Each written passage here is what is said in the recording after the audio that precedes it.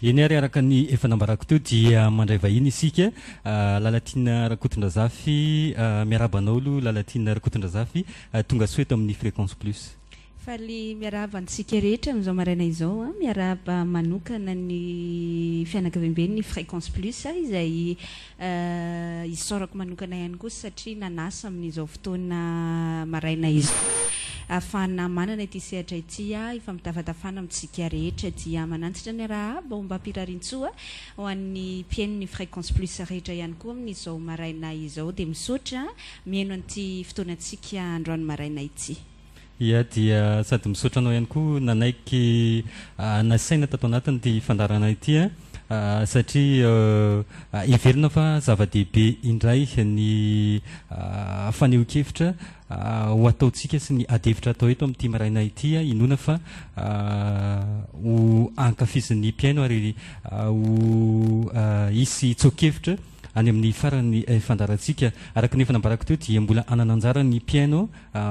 rehefa vita ny tadresaka iarahantsika eto fa ny fantaniana manitikitika voalohany Lalatina Rakotondrazafy sady napetraky ny olona ihany koa atao anatiny hoe fandrenesana hoe hiteny eto amin'ny Fréquence Plus Lalatina Rakotondrazafy ny antaniky manahoana elaela nareo tsy niteny elaela tsy naneho hevitra elaela tsy dia hita loatra manahoana ny situation ho an'ny Lalatina Rakotondrazafy amin'izao fotoana izao satria nisy arany gaga hoe anga afaka miteny indray Lalatina Rakotondrazafy. Ity tokoa no ndeha atao ngamba hoe faneho-kevitra voalohany izay nataoko tao aorianan'ny zavatra nitranga izay sedra nandalovana tamin'ny taona 2024 iny dia zay no mahatonga hoe manantitra sy velom-pisaorana manokana ny Fréquence Plus name an'izay sedra izay nahafahana ny fampiresaka. Lalatina Rakotondrazafy Fidèle Razara-Pierre sy ny ekipany Free FM rehetra dia manantitra ny fisaorana satria amin'izao fotoana izao tokoa dia azo lazaina fa efa malalaka zany ngamba no azo ilazana azy izahay malalaka afaka mivezivezy zany hoe libre de nos mouvements izy ny teny vahiny fa mbola misy ihany ny raharaham-pitsarana izay mandeha amin'izao fotoana izao moa mbola andeha ataontsika hoe miantona eny anivon'ny tribunal zany mbola arahana zany fa izay kosa dia afaka mandeha afaka zany hoe tsy voafetra zany ary tsy voafeo amin'ny fihetsika na ny zavatra izay atao. Ny onjam-peon'ny Free FM kosa dia mbola tsy misokatra aloha amin'izao fotoana izao mbola ao anatiny izay hoadefitra hoe tsika eto moa zay mbinitsoranay risaora sitraka ao satria mitondra satroka hafa ihany koa zany amin'ny secrétaire général ny syndicat ny mpanao gazety malagasy ihany na ny syndicat des journalistes malgaches dia anisan'izay ady goavana entin'ny syndicat amin'izao fotoana izao zay fangatana ny fanokafana ny onjam-peo rehetra nakatona izay ary raha sitraka ao dia manararoatra ty ampiandohana ngamba miresaka an'izay satria BDB zany ny eo amin'ny setra raisam-pirenena indrindraindrindra no mametraka mihitsy fa anisan'ny fepetra tsy azo idivirana condition sine qua non ozy tsika amin'ny teny vahiny izorana makany amin'ilay fifidianana week-end rehetra malalaka mangarahara ary indrindraindrindra demokratika ny tokony isiny zay fisokafany onjam-peo rehetra izay nakatony fanjakana tao anatiny tsy fitondrana tetezamita ity dia nisy ny ezaka izay nataon'ny syndicat ny mpanao gazety mbola iompanan-dresantsika angamba ndrefa avy eo fa ny zavatra mahafaly kosa ary mahavelom-bola amin'izao fotoana izao dia ny hoe mirona makany amin'izay fangatahany syndicat zay na ny hiraky ny sadaiky tonga teto nisan'le forum parlementaire iny izay niona ny syndicat ny mpanao gazety raha teo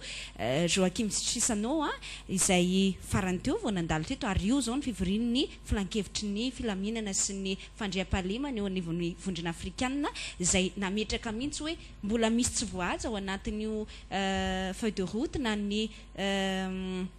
tondrozotra io ary anisan'izay no mariany manokana mihitsy ny tokony hanajana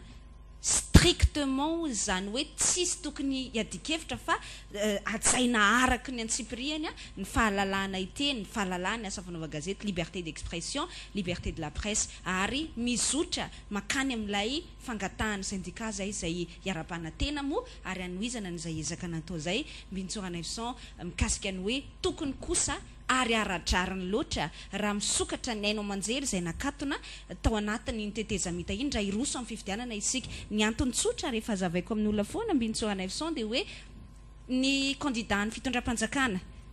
Andriamatoa Edgar Razafin-Draha zany io moa natao hoe candidat ny Andriamatoa Andry Rajoelina na tiatsika na tsy tiatsika satria candidat ny TGV io dia manana herintsika satria manana izy ny Aino Amanjery ao amin'ny d'affaires manana média izy manana ihany koa izy ny Viva Radio sy ny Viva TV zay mariatsika fa tsy mba ohatra andreo Aino Amanjery hafa fa afaka miparitaka manerana ny Madagasikara manana ihany koa izy ny radio-pirenena sy ny télévision-pirenena zay tsikaritsika ihany koa fa saika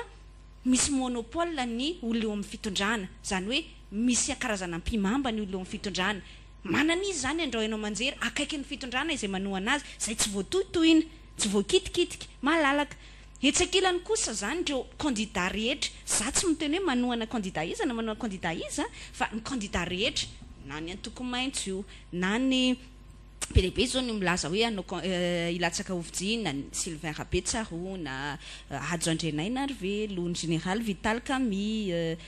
voahengo tao anaty vaovoanareo tao zao Andriamatoa Patrick Rare manana zany hoe betsaka ny candidat zany tsy mba manana kosa média tsy mba manana kosa Aino Amanjery eo ampelatanany dia aiza ireo olo ireo ny teny satria reny média ny akaiky ny fitondra fanjakana zay manjaka amin'izao fotoana izao reny tsy sokafany ho an'ny candidat hafa mihitsy ny azy tsy fantatro ny disposition ny code électoral atao miteny ihany hoe misy tsy maintsy ampaham-potoana zany omenao an'ireo candidat isan-karazany na média privé na média na Aino Amanjery tsy miankina na Aino Amanjery miankina fa amin'ny ankapobeny kosa tsy maintsy hibahan-toerana ny candidat andry zareo dia mahavoa azy zany le olona manana média ka hirotsaka hovidiny fantatsika tsara nefa Bintsora Neveson fa ho an'ny tanan-dehibe ohatra na Antananarivo zao dia niady guerre de communication tsika niady eo amin'ny serasera ny tena mibahana fa tsy